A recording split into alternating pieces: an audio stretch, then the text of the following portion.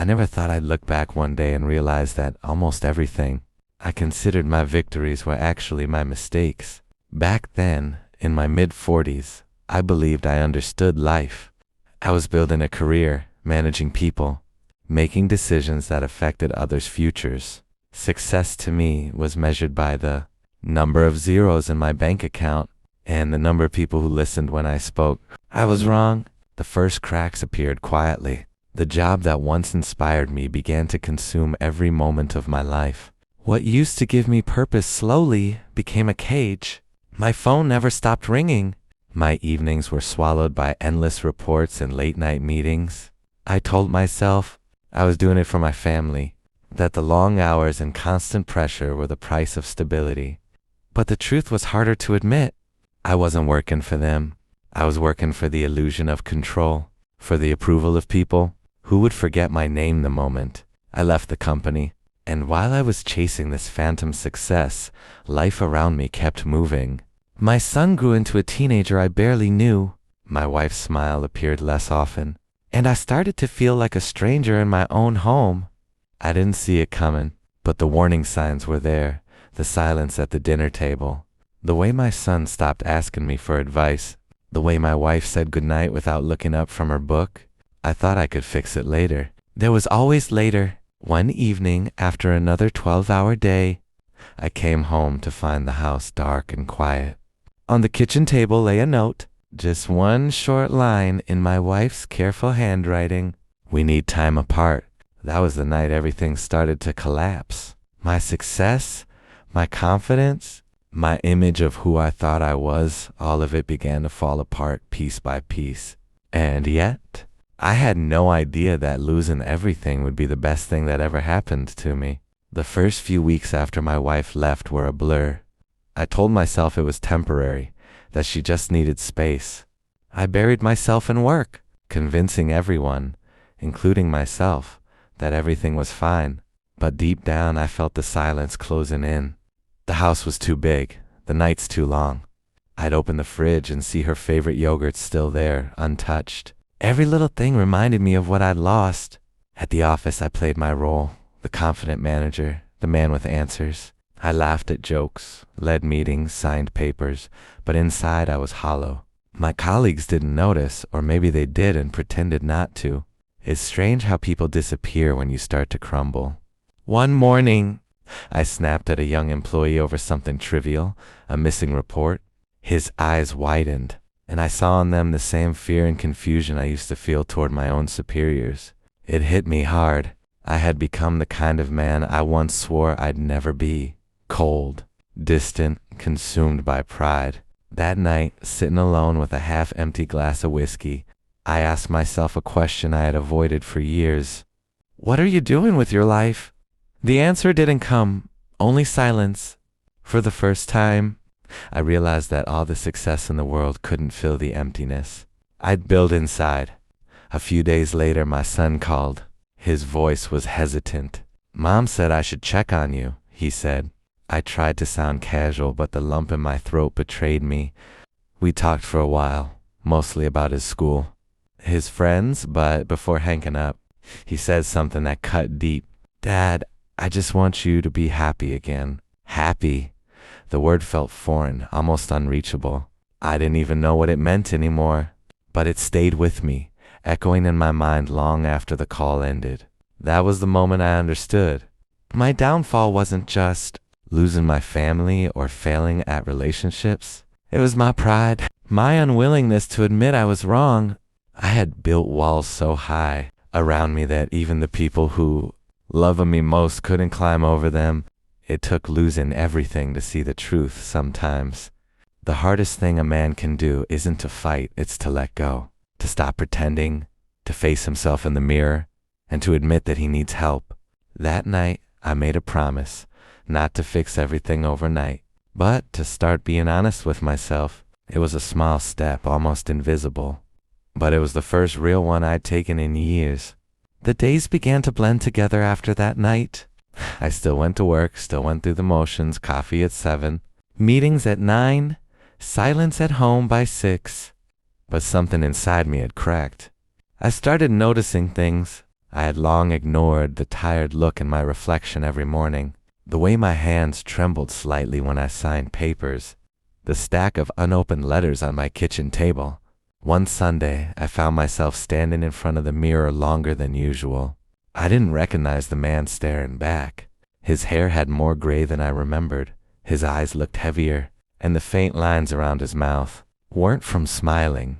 They were from frowning. For years, I'd told myself I was doing everything right, working hard, providing, achieving. But what was the point if, in the end, there was no one to share it with? That day, I decided to clean out my house. I started in the attic where I hadn't been in years. Dust floated in the sunlight like ghosts of the past. I found old boxes filled with photographs, birthdays, vacations, moments of laughter that now felt like they belonged to someone else's life. Then, buried under a pile of old clothes, I found something unexpected, a letter from my father. It was dated nearly 20 years ago, shortly before he passed away. I must have read it once and then tucked it away, too afraid to face what it said. My hand shook as I unfolded the paper. He wrote, "Son, pride can be both your armor and your prison. It keeps you safe, but it also keeps love out. Don't wait until it's too late to understand the difference." I sat there for a long time, reading those words over and over. My father had known. He had seen in me the same stubbornness that had ruined him. I used to resent him for being distant, for working too much, and now I had become his reflection. That realization broke something in me. For the first time in decades, I allowed myself to cry, not out of anger or frustration, but out of regret. All the missed chances, all the words left unsaid, all the apologies I never made. It felt like a lifetime of emotions flooding out at once. That night, I did something I hadn't done in years. I sat on the porch with a cup of tea and watched the sunset. No phone, no distractions, just silence and me. It wasn't peace yet, but it was a beginning. I didn't know it then, but that quiet moment, that single decision to face myself, would set in motion a chain of events that would change everything. Sometimes healing doesn't come from grand gestures or dramatic moments. It starts with something small, like finally seeing the man in the mirror and deciding he's worth saving. The days that followed were quiet, almost too quiet. For the first time in years, I wasn't running from meeting to meeting or drowning in meaningless tasks. Instead, I found myself sitting on the porch more often, just thinking. It was uncomfortable at first. Silence can be the loudest sound when you've spent your whole life avoiding it. I began to remember people I hadn't thought about in decades. My old friend Tom, who stopped calling after I missed his daughter's wedding. My sister, who I hadn't seen since our argument over our father's inheritance. Even my ex-wife, who had once tried to tell me that success without presence meant nothing. I had brushed them all aside, convincing myself that I was too busy, too focused, too tired. In truth, I was just afraid of vulnerability, afraid of being wrong, afraid of being seen. One afternoon, I decided to visit the cemetery where my parents were buried. The air was cool, the sky gray, and the sound of leaves crunching beneath my shoes echoed through the stillness. When I reached their graves, I didn't know what to say. What words could possibly make up for years of silence? I knelt down, brushing away the leaves from the headstones. "I did exactly what you did, Dad," I whispered. I worked myself into emptiness. The words hit me like a confession. For so long, I'd blamed him for being distant. But standing there, I realized I had carried his legacy further than he ever did. Then, as I stood in silence, I thought of my mother. She used to hum softly while cooking, always smiling even when life wasn't kind. She'd say, "Regret is heavy, son, but it's lighter when shared." Maybe that's why I'd never truly moved on, because I'd carried my regrets alone. That night, back home, I pulled out an old phone book. My hands hesitated over the pages, but eventually I found the number. I'd been avoiding my sister's. I hadn't spoken to her in over 10 years. I stared at the digits for a long time, then dialed. The ringing felt endless, each tone a heartbeat of anxiety. When she finally answered, her voice was cautious. "Hello? It's me," I said quietly. There was a pause, then a sigh. "I thought you'd forgotten about us." I tried, I admitted, but I can't anymore. We spoke for nearly 2 hours about our childhood, about Dad, about the stupid fight that had kept us apart. There were tears, awkward laughter, even silence, but it felt real. When we hung up, I felt something lift inside me, like a weight I didn't know I'd been carrying. That night, I slept deeply for the first time in years. The next morning, I looked out the window and noticed how beautiful the light looked hitting the garden fence. It was the same fence I'd ignored for years, the same view I'd seen every day, but now it looked different. Maybe it wasn't the world that had changed. Maybe it was me. A few days later, I was cleaning out my attic, a place I hadn't stepped into in at least a decade. Dust hung in the air like memories refusing to settle, and the faint smell of old wood and paper made the space feel frozen in time. I wasn't looking for anything specific, but maybe part of me hoped to find something, a trace of who I used to be before life hardened me. As I opened one of the old boxes, one found folders filled with old tax papers, broken photo frames, and forgotten keepsakes from another life. Then, at the bottom, buried beneath years of neglect, I saw a small envelope. It was addressed in handwriting I recognized immediately, my own. The date on the corner read June 1989. It was a letter I had written to myself right after college. I didn't even remember doing it. My younger self had titled it, "Open When You've Lost Your Way." My hands trembled slightly as I unfolded the yellowed paper. The ink was faded, but the words were still clear. If you're reading this, it means you've forgotten why you started. Remember, you wanted a life that meant something, not just one that looked successful. Don't let fear make your choices. Call your friends. Be kind to Mom. Don't chase everything. Nash shines, some things that glitter are traps. And if you ever lose your way, don't punish yourself for it. Just start walking again. I sat there for a long time, letter in hand, feeling like I was meeting a stranger who somehow knew me better than I knew myself. That young man, full of dreams, stubborn, idealistic, had seen the pitfalls I would later fall right into. A laugh escaped me, half amused, half broken. "You tried to warn me," I whispered. I looked around at the stacks of forgotten things, realizing how many versions of myself I had abandoned over the years. The dreamer, the friend, the son. I'd buried them beneath achievements, promotions, and meaningless goals. That evening, I took the letter downstairs and placed it on my kitchen table. I made a cup of tea and read it again, slower this time. Something in those words lit a spark in me, not of regret, but of possibility. Maybe it wasn't too late to start again. The next day, I found myself walking to the local community center. It was a place I'd driven past hundreds of times but never entered. Inside, a group of retirees was organizing an outreach program for young people teaching trades, mentoring, volunteering. One of the coordinators, a woman named Evelyn, greeted me warmly. "We're always looking for people who've seen a bit of life," she said. I smiled. "I've seen more than I'd like to admit." That was how it started. One conversation, one small step back into the world. I signed up to volunteer twice a week. The first time I spoke to the group, my hands shook slightly, but the faces watching me reminded me of something I'd forgotten: connection. After the session, a young man came up to me and said, "You talk like you've made mistakes, but you're still here. That gives me hope." His words hit me hard because for the first time in a long time, I realized maybe my story wasn't over yet. Volunteering at the community center quickly became the highlight of my week. The group was a mix of young adults, some struggling to find direction, others just looking for someone to listen. I didn't expect to fit in so easily, but every time I shared a story about my failures and hard-learned lessons, I could see the flicker of understanding in their eyes. They didn't need perfection. They needed honesty, something I had avoided for most of my life. One afternoon, after finishing a session, I caught my reflection in the large window by the exit. The sunlight poured through, highlighting the lines on my face, the gray streaks in my hair, and the slight tiredness in my eyes. For a moment, I didn't see a man past his prime. I saw a survivor. Someone who had stumbled, broken, and rebuilt himself more times than he could count. I realized that the mistakes I'd spent decades regretting had shaped me far more deeply than my successes ever did. Every bad decision, every wrong turn, every moment of shame, they weren't just scars.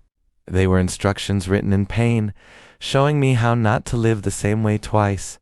That evening, I visited my ex-wife for the first time in years. We'd spoken briefly on the phone when our daughter had her second child, but face to face it felt different, like meeting a part of my own history.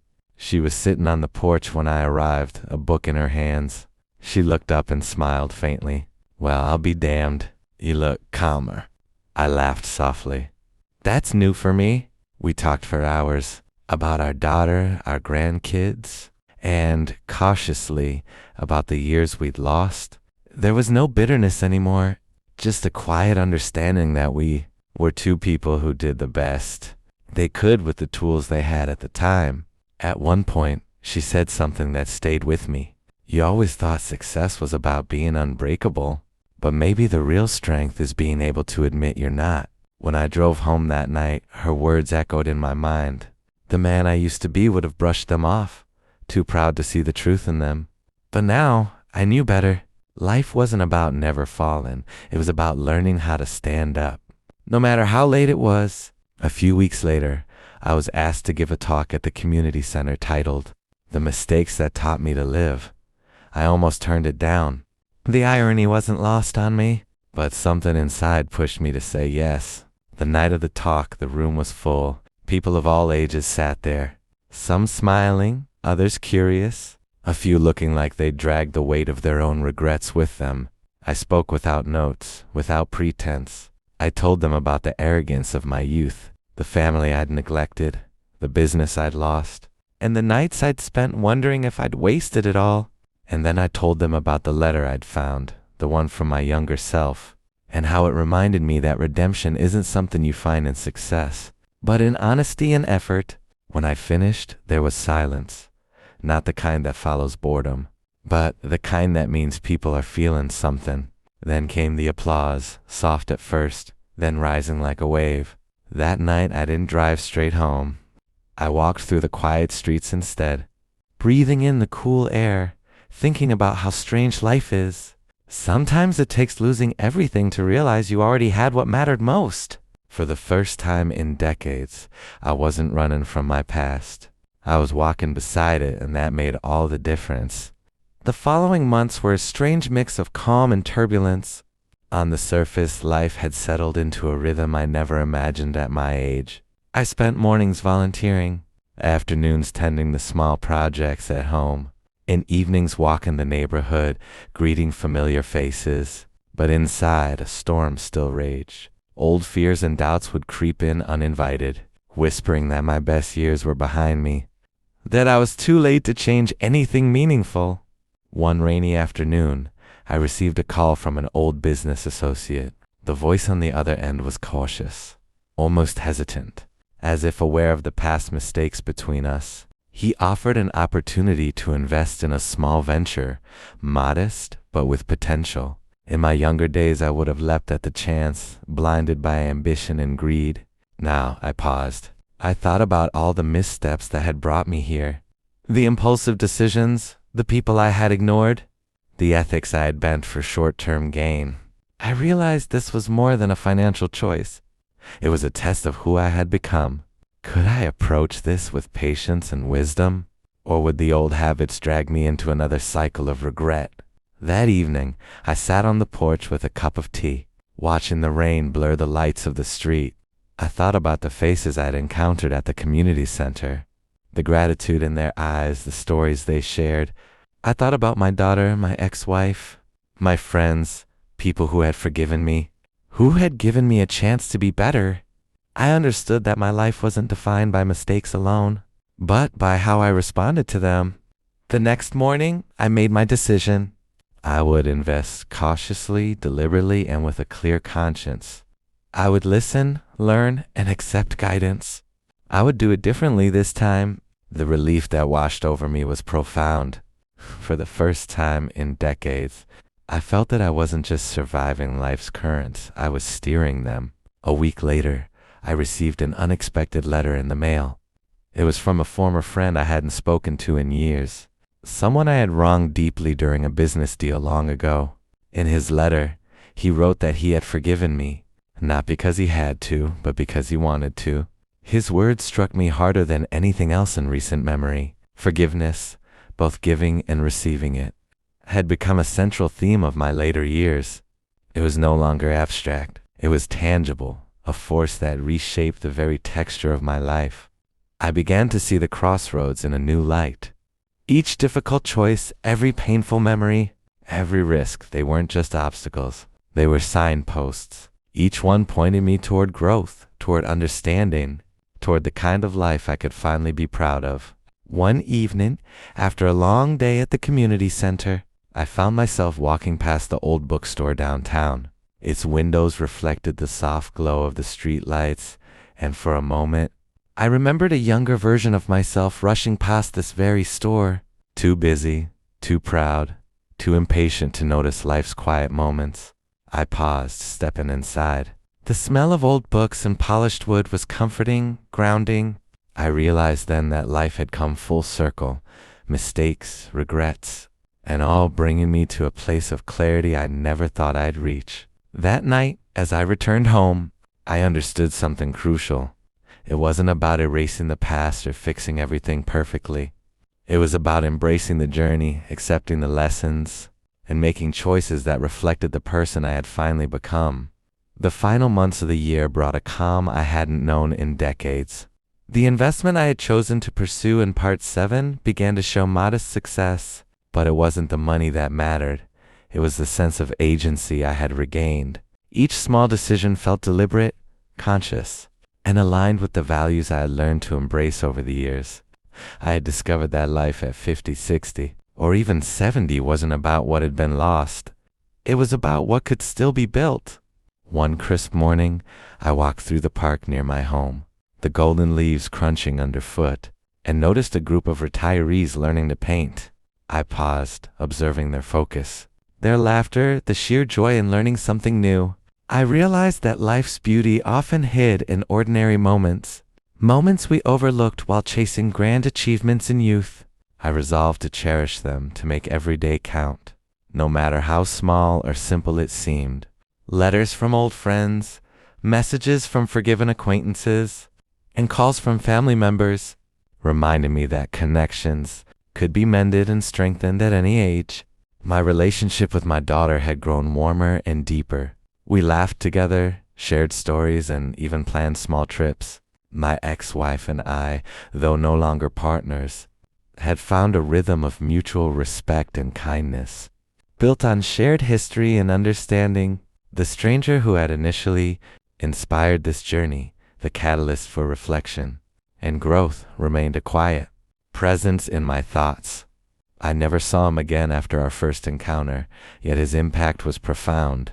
He had reminded me that life could pivot at any moment, that a single encounter or choice could redirect our path. I understood now that gratitude and humility were not abstract ideals. They were survival tools for the heart and mind, particularly in later years. One evening, as I sat on my porch, sipping tea, I reflected on the mistakes that had once haunted me. Instead of pain, they now brought clarity. Each misstep had been a lesson, each regret a teacher. I smiled at the thought that life had given me the opportunity not just to correct, but to grow, to build relationships that mattered, and to embrace the future with courage and wisdom. I realized that the story of my life was not defined by errors or lost chances, but by the resilience, patience, and intentionality with which I met each new day. The final chapter wasn't about endings.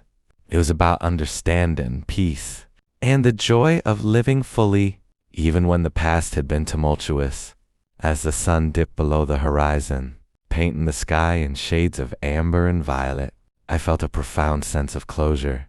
My journey, with all its twists, mistakes, and lessons, had led me here, to a place of balance, acceptance, and quiet triumph. I had learned that it was never too late to rebuild, to forgive, or to embrace the life I was meant to live. And in that moment I knew the best chapters were not behind me. They were still unfolding.